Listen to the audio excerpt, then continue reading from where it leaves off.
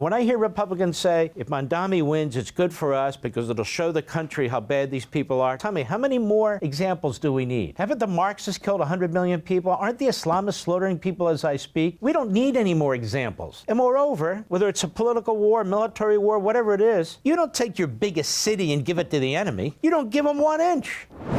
When you look at Mao or Lenin or Castro, people of this sort, monsters of this sort, what do you notice? You notice a couple of things. Number one, they don't come out of poverty. Mao was a teacher, Lenin was sort of a philosopher and so forth, and Castro was a lawyer. They're not people coming out of the impoverished areas, building a mass revolution to overthrow the government. These are people who are ideologues, top down, who are trying to build a mass revolution to impose on the people.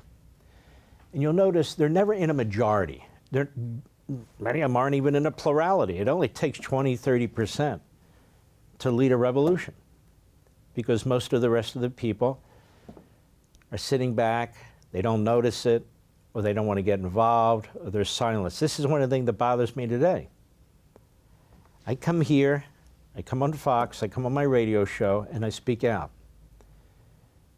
And I speak out about who I think is doing the wrong things, who I think is endangering this country, undermining our values and our principles, undermining our civil society.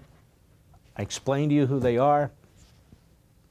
The Marxist-Islamists, I explain to you by name who they are, the Catarlsons and others who are pushing a completely different type of approach, a bigoted one, as a matter of fact. And I try and point that out day in and day out. But I'll tell you what's amazing to me, conservative talk radio, where are all my brothers and sisters speaking out? Where are they? Whether it's cable or network TV, where are they? Whether it's platforms like this, digital TV, where are they? There's some. I can count on one hand. That's it. They're afraid. I don't know what it is. I don't much care. But it's time for good people who love this country to speak out. And to speak out loudly against these Marxists, Islamists, these Jew haters, these America haters. It's time, no matter who they are. Some people who you thought were our friends, who I thought were our friends, who were friends, who made a lot of sense in the past, they have lost their marbles. It doesn't mean you keep following them. You don't want your children to follow them, do you? How hard is it for people to distance themselves from racists and bigots and anti-Semites?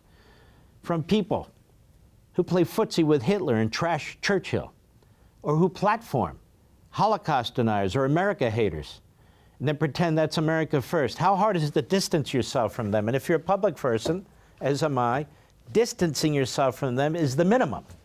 You should condemn them and call them out, whomever they are. They're a danger to our country, to our future.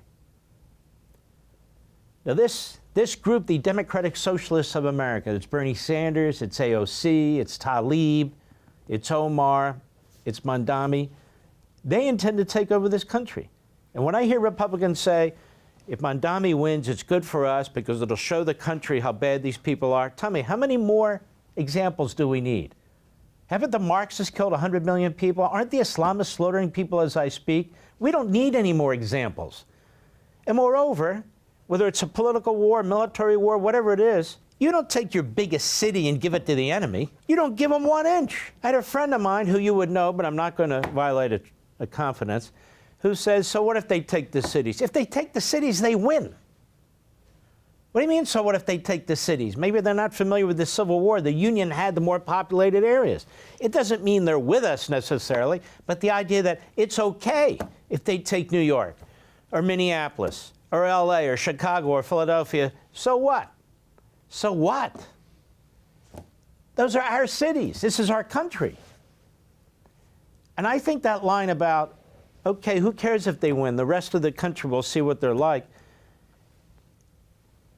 comes from people who have no intention of lifting a finger or speaking out. It's wishful thinking. It's lazy thinking. It's dangerous thinking, if it's thinking at all. So I wanted to point that out to you. This is a very, very, very bad group, and that they're not about Democratic Socialists of America. They hate America. They're Marxists. There's nothing democratic about them, period. And of course, they're going to use lies, affordability. Show me one communist country on the face of the earth that's actually affordable.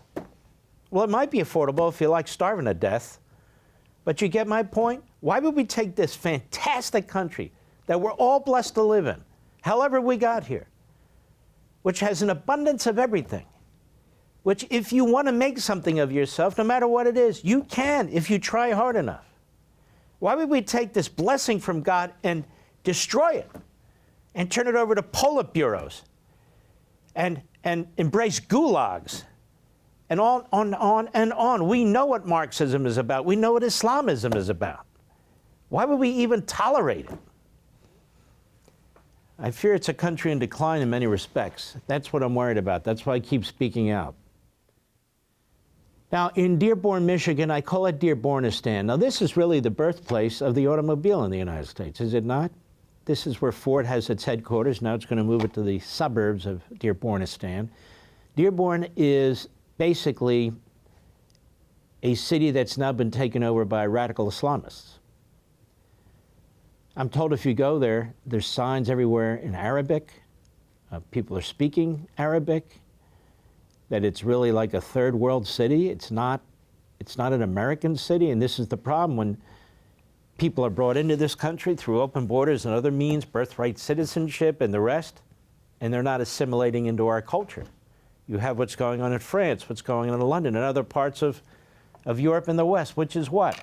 You have these little fiefdoms of Islamism, and they're very intolerant. They don't tolerate Jews or Christians there. In fact, they're extremely radical, extremely radical. The truth is that many of these entities support Hamas and Hezbollah. These are terrorist organizations. For God's sakes, they've killed Americans. Hezbollah blew up 2 American embassies and killed Americans. Hezbollah blew up a Marine barracks and killed Marines. Hamas has slaughtered American citizens. And we have people in our own country that celebrate these entities. And then people wonder why there's violence. And Qatar pays for a lot of this. Qatar pays for what's going on in our colleges and universities. And the number one that dumps all this money into our country. I've done multiple programs on this. Doesn't seem to matter. Doesn't seem to matter at all. Maybe to you, the American people, I think it does. For all this and much more, sign up for Levin TV.